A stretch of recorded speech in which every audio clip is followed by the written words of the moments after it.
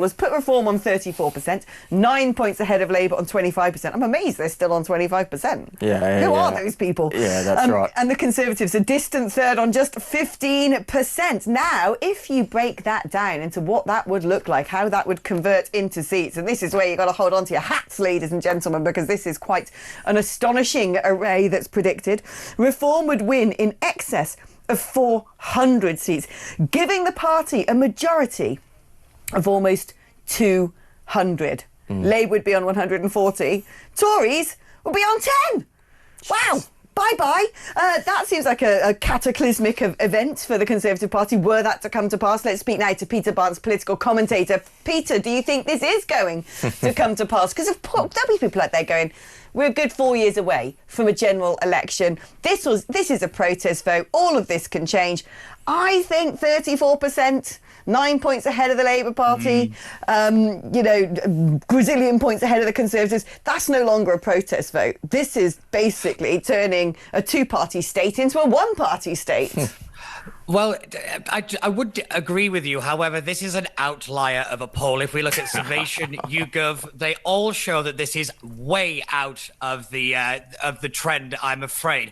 But also, we have to look at when this poll was done and also how it was done. They changed their methodology from being phone-based to a kind of online panel. That obviously makes a huge change. But also, this was done at a time when Sarah Poacher very bravely got up in the House of Commons and talked about banning the burqa. I believe this poll is actually a reflection of support for the issue, not the party, because I would remind you, 2 days after this poll was taken, Reform went into, its typical behaviour. Zia Yusuf decided, everybody said he was thin-skinned and a little bit too tired to take on changing the country. I hate to break it to people, but I don't think Reform are surging that far ahead. I think they are definitely leading, but they're not this far ahead. You make a really good point, Alex, about the Labour Party haven't gone anywhere. They're still polling incredibly well.